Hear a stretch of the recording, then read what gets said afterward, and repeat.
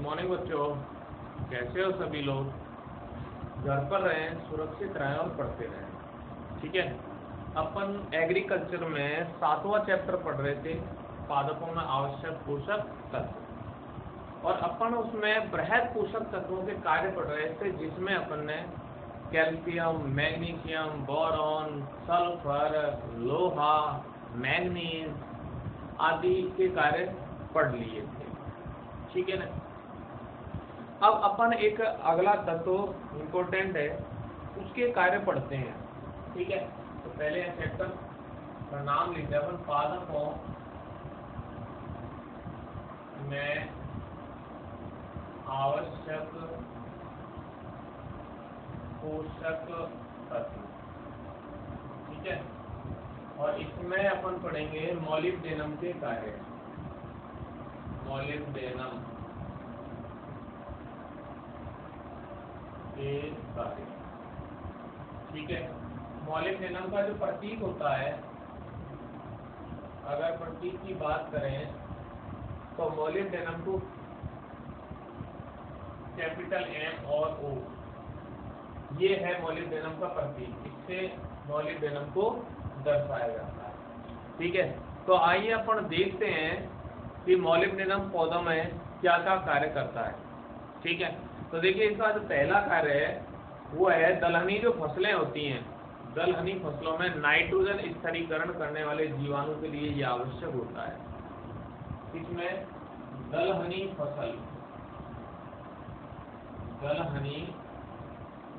फसलों में नाइट्रोजन स्थिरीकरण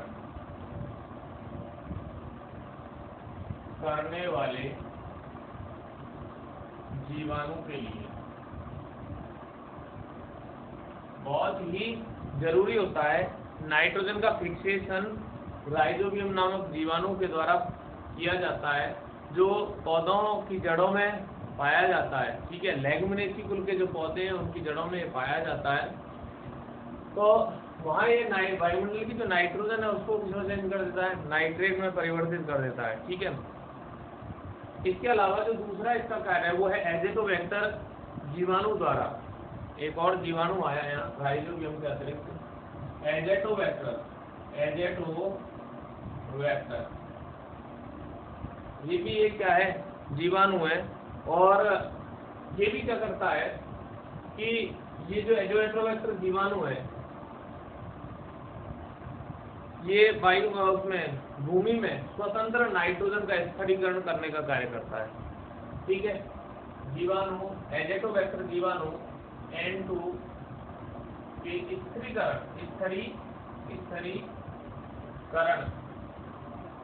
के लिए आवश्यक होता है। ठीक है। पौधों में विटामिन सी का संश्लेषण मॉलिब्डेनम के द्वारा किया जाता है। पौधों में विटामिन सी का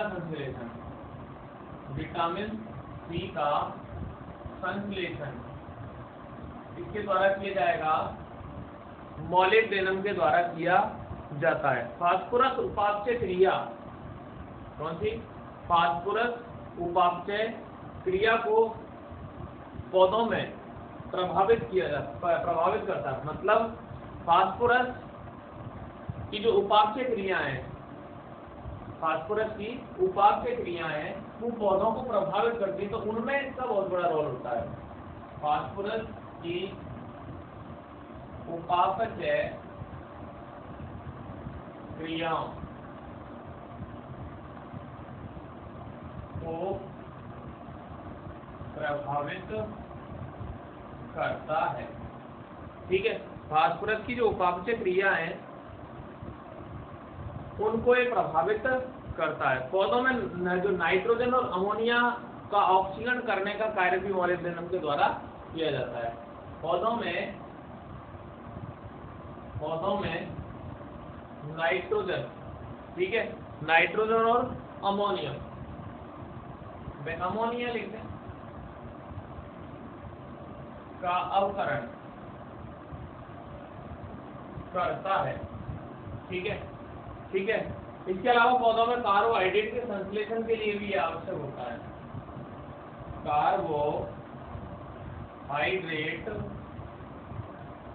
के संश्लेषण के लिए संश्लेषण का कार्य करता है।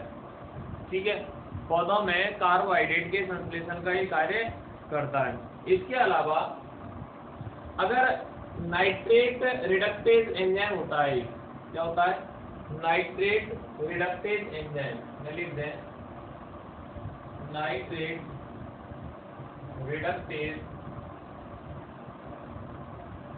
एंजाइम। ठीक है, कौन सा एंजाइम? Nitrate reductase enzyme. उसका एक महत्वपूर्ण भाग होता है कौन? मॉलिब्डेनम। नाइट्रेट रिडक्टेज एंजाइम का मॉलिब्डेनम एंजाइम का MO अति आवश्यक भाग होता है। अति आवश्यक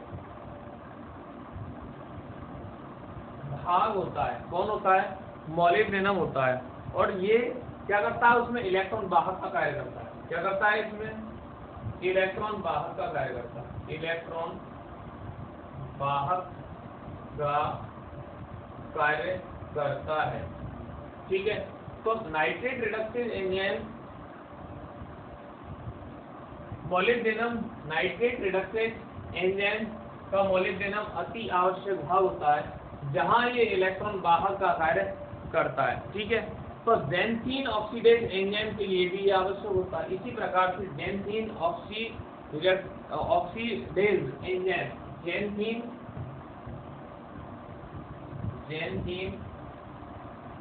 ऑक्सीडेज एंजाइम के लिए भी मॉलिब्डेनम आवश्यक होता है। ठीक है, तो ये किसके कार्य हैं? ये है मॉलिब्डेनम के कार्य। मॉलिब्डेनम का प्रतीक क्या है? MO होता है। दलहनी फसलों में नाइट्रोजन स्थिरीकरण करने वाले जीवाणु के लिए आवश्यक होता है। इसी प्रकार से एजेटोबैक्टर जीवाणु नाइट्रोजन के स्थिरीकरण के लिए आवश्यक होता है, तो वहाँ मॉलिब्डेनम कार्य करता है। विटामिन सी का संश्लेषण करता है, फास्फोरस की उपापचय क्रियाओं को प्रभावित करता है, पौधों में नाइट्रोजन और अमोनिया का अवकरण करता है, कार्बोहाइड्रेट के संश्लेषण का कार्य करता है। नाइट्रेट रिडक्टेज एंजाइम के लिए मॉलिब्डेनम आवश्यक भाग होता है, जहां ये किसका काम करता है? इलेक्ट्रॉन वाहक का कार्य करता है। और साथ में ज़ैंथीन ऑक्सीडेज एंजाइम के लिए भी मॉलिब्डेनम आवश्यक होता है। तो ये क्या है? मॉलिब्डेनम के कार्य हैं। इसके अलावा अगला इसमें अपन पढ़ें तो देखें, अगला जो एलिमेंट है वो भी अच्छा है, पौधों के लिए बहुत अति आवश्यक है। ठीक है, और उसका वो है क्लोरीन। अपन पढ़ेंगे क्लोरीन के कार्य। इसके क्लोरीन का प्रतीक क्या है? Cl के कार्य। क्या पढ़ेंगे अब? क्लोरीन के कार्य पढ़ेंगे। तो क्लोरीन पौधों में एंजाइम क्रिया को उत्प्रेरित करने का कार्य करता है। क्या करता है? पौधों में एंजाइम क्रिया को उत्प्रेरित करने का कार्य करता है। पौधों में एंजाइम क्रिया को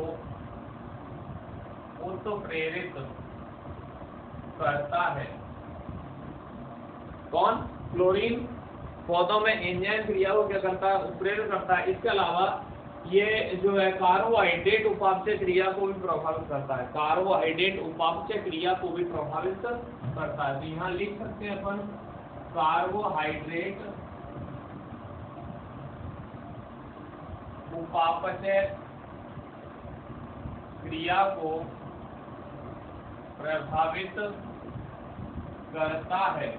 कार्बोहाइड्रेट उपापचय क्रिया को प्रभावित करता है। रसाकर्षण दाब को बढ़ाता है। रसाकर्षण दाब को बढ़ाता है। कौन? क्लोरीन। क्लोरीन रसाकर्षण दाब, इस दाब को भी बढ़ाता है।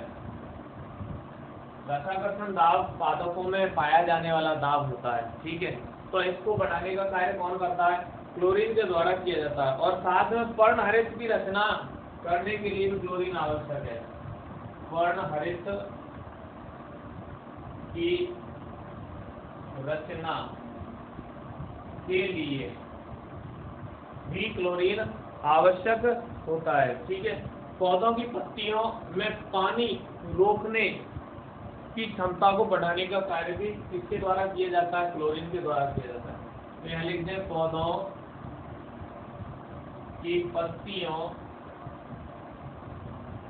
में पानी रोकने की क्षमता को बढ़ाता है, की क्षमता को बढ़ाता है। ठीक है, तो ये 4-5 किसके कार्य थे? क्लोरीन के कार्य कौन कौन से? पौधों में एंजाइम क्रिया को उत्प्रेरित करता है, कार्बोहाइड्रेट उपापचय क्रिया को प्रभावित करता है, इसके अलावा पौधों में रसाकर्षण भाव को भी बढ़ाता है, इसके अलावा पर्णरज की रचना के लिए भी ये पर्णरज की रचना में भी ये सहायक होता है। ठीक है, और पौधों की पत्तियों में पानी रोकने की क्षमता को बढ़ाने का कार्य किसके द्वारा किया जाता है? क्लोरीन के द्वारा किया जाता है।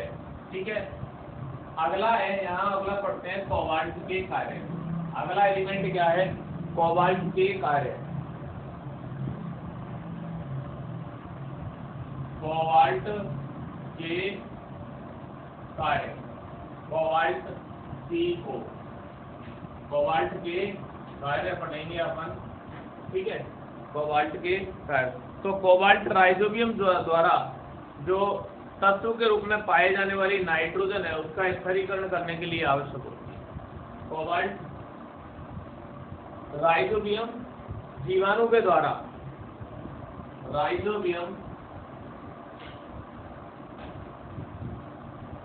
जीवाणु द्वारा सात्विक, सात्विक मतलब तत्व के रूप में पाई जाने वाली सात्विक N2 का स्थिरीकरण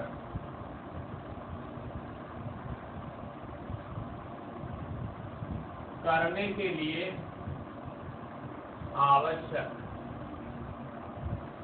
होता है।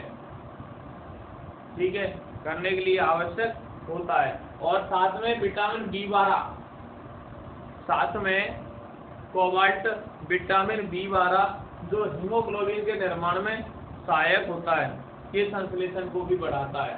तो यहाँ लिख दें विटामिन B12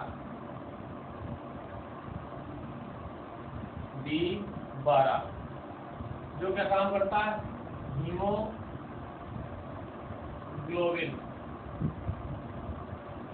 के लिए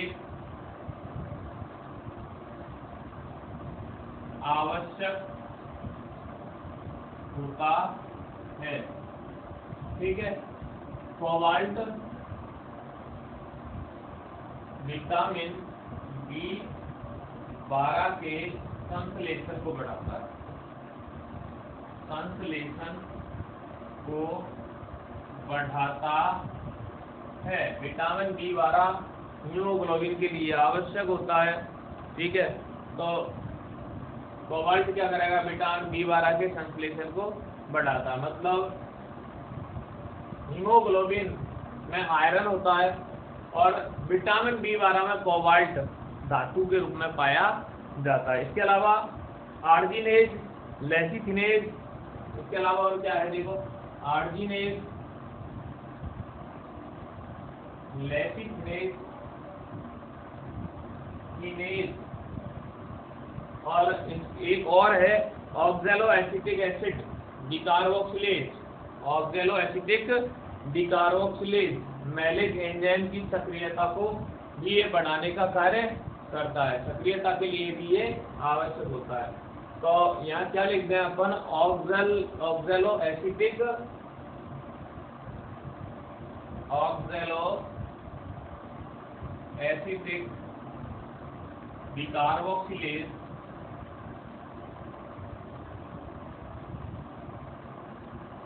डिकार्बोक्सिलेज एवं मैलिक एंजाइम, एवं मैलिक एंजाइम की सक्रियता के लिए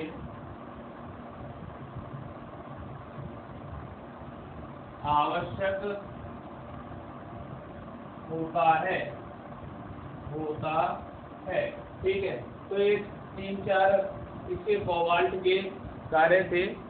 कौन कौन से? राइजोबियम जीवाणु द्वारा सात्विक नाइट्रोजन का स्थिरीकरण करने के लिए कोबाल्ट आवश्यक होता है। साथ में विटामिन बी12 हीमोग्लोबिन के लिए आवश्यक होता है। देखो ध्यान रखना, हीमोग्लोबिन में आयरन नामक इसमें कौन सा एलिमेंट होता था? तो होता है आयरन, Fe।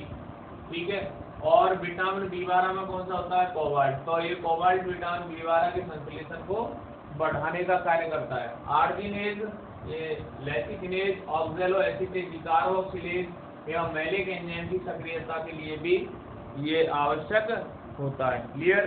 तो ये किस किस के कार्य पढ़े अपन ने? एक तो अभी कोबाल्ट का, फिर क्लोरीन का पढ़ चुके और मोलिब्डेनम, मतलब मोलिब्डेनम, क्लोरीन और कोबाल्ट, तीन के कार्य। ठीक है,